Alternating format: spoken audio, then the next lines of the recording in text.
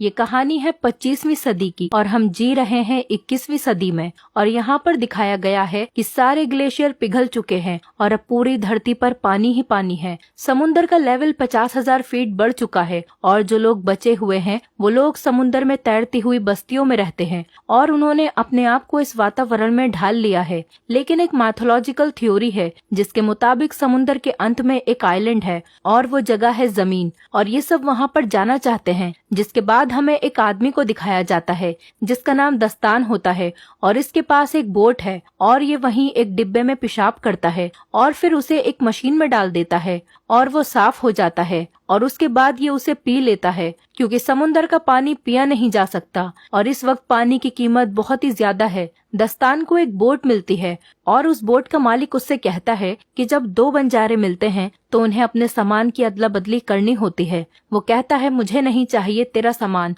तू अपना काम कर। और तभी यहाँ पर लुटेरे आ जाते हैं जिनका काम बस लोगों को मारना होता है। जैसे ही वो आदमी लुटेरों को देखता है तो वो दस्तान को वो फल दिखाता है जो उसने अभी अभी उसकी बोट से चुराए थे और वो कहता है कि तुम मरोगे, तुम यहाँ से कभी नहीं निकल पाओगे। क्योंकि दस्तान की बोट खराब थी, लेकिन दस्तान की बोट काफी एडवांस होती है और वो कुछ बटन्स को दबाता है और ये देखकर जो उसके फल चुराकर भागा था वो दस्तान की बोट के पर्दे फाड़ देता है, जिस वजह से दस्तान की बोट स्लो हो जाती है। लेकिन वो लुटेरे उसकी बोट को देख लेते हैं और उसे मार देते हैं। दस्तान उन्हें नहीं दिखता, इसलिए वो बच जाता है। दस्तान जल्दी बस्ती तक पहुंच जाता है और उन्हें मिट्टी दिखाता है। मिट्टी देखकर वो लोग चौंक जाते हैं क्योंकि जिस तरह आज के युग में हीरे जवाहरात कीमती हैं, उसी तरह उस टाइम में मिट्टी की कीमत बहुत ज्यादा थी।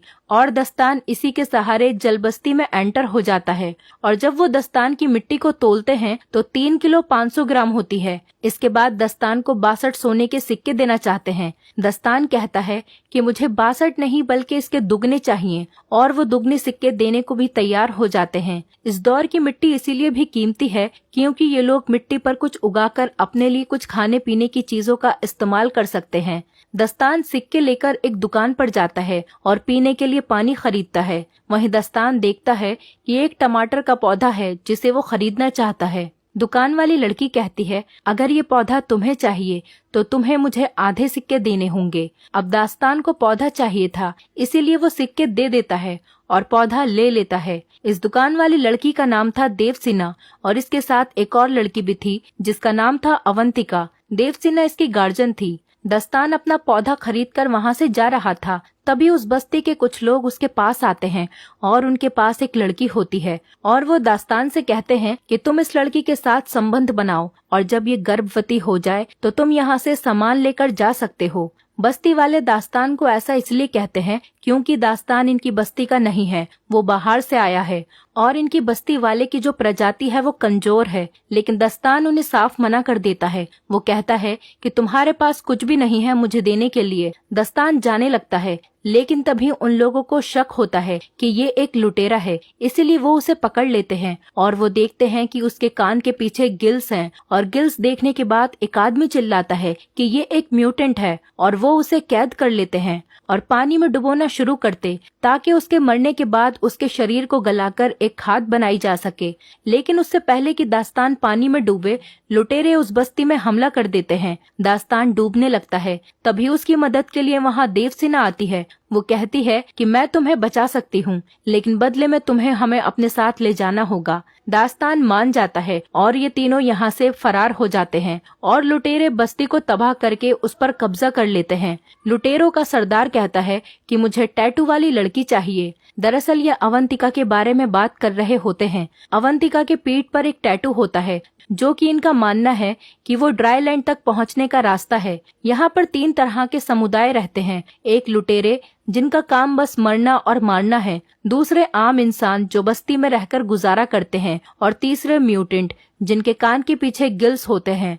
वो लोग पानी के अंदर भी सांस ले सकते हैं और दास्तान भी एक म्यूटेंट है। दास्तान देवसेना से कहता है कि हमें अवंतिका को मारना होगा क्योंकि हमारे पास इतना पानी नहीं है कि हम तीनों जिंदा रह सकें। दरअसल यहाँ पर पानी की कीमत बहुत ज्यादा होती है क्योंकि समुन्दर का पानी ये लोग पी नहीं सकते और पानी का कोई और सोर्स भी नहीं होता है। देवसेना ऐसा करने से मना कर देती है। वो कहती है ये सिर्फ बच्ची है, दास्तान कहता है कि बिना पानी के तुम दोनों मर जाओगी, इससे अच्छा है एक पहले ही मर जाए। लेकिन देवसेना दास्तान को मना लेती है। दास्तान अवंतिका को नहीं मारता। वहीं दूसरी तरफ उन लुटेरों के सरदार छूमो को देखते हैं। वो कहता है उसे किसी भी कीमत पर वो टैटू वाली लड़की चाहिए और वो इसीलिए अपने आदमियों को प्लेन से दास्तान के पीछे भेजता है।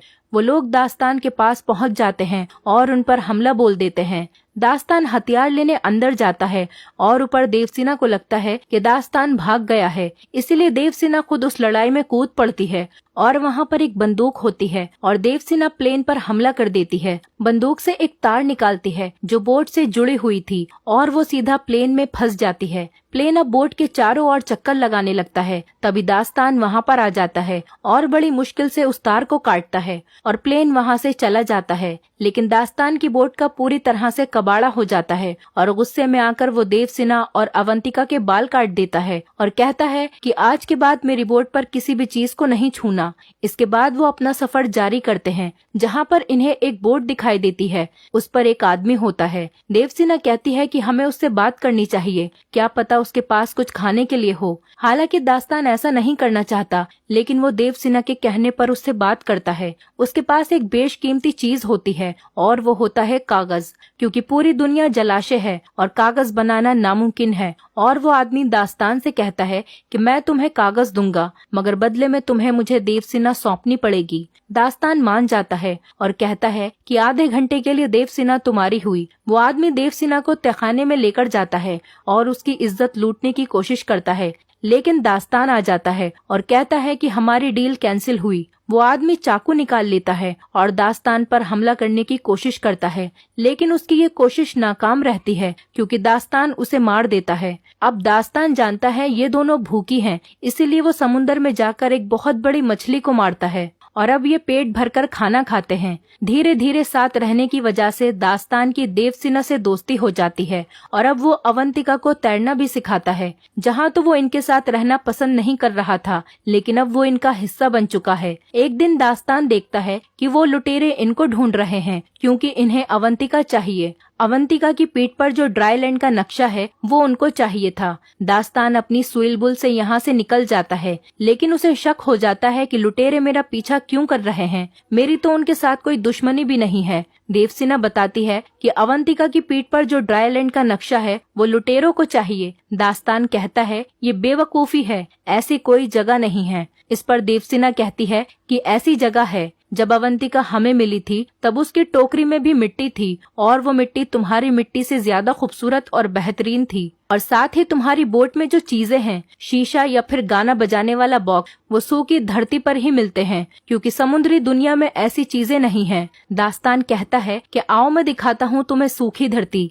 दास्तान देवसेना को एक बॉक्स में बंद करके पानी में समुद्र के तल पर ले जाता है, जहाँ पर बड़ी बड़ी बिल्डिंग्स थीं जो कि वीरान पड़ी थीं। किसी जमाने में यहाँ पर लोग रहते थे। वो देवसेना को ये सब इसीलिए दिखाता है कि उसके मन में जो झूठी उम्मीदें हैं वो खत्म हो जाएं। और जब ये ऊपर जाते हैं तो देखते हैं कि लुटेरों ने इनकी नाव पर पूरी तरह से कब्जा कर लिया है। लुटेरे इनसे पूछते हैं कि अवंतिका कहाँ है। दरअसल अवंतिका लुटेरों को देखकर पहले ही नाव में छुप गई थी। देवसेना अवंतिका को देख लेती है, मगर वो छुपी रहती है क्योंकि लुटेरों पर भरोसा नहीं किया जा सकता। छूमो कहता है कि अगर ये नहीं बता रही है तो इन दोनों को जान से मार दो। और इससे पहले कि ये इन दोनों को मारते, अवंतिका बाहर आ जाती है और वो अवंतिका को कब्जे में ले लेते हैं। छूमो दास्तान और देवसेना को मारने का आदेश देता है, लेकिन इससे पहले कि वो लोग इन्हें मारते, दास्तान देवसेना को लेकर पानी में डूब जाता है।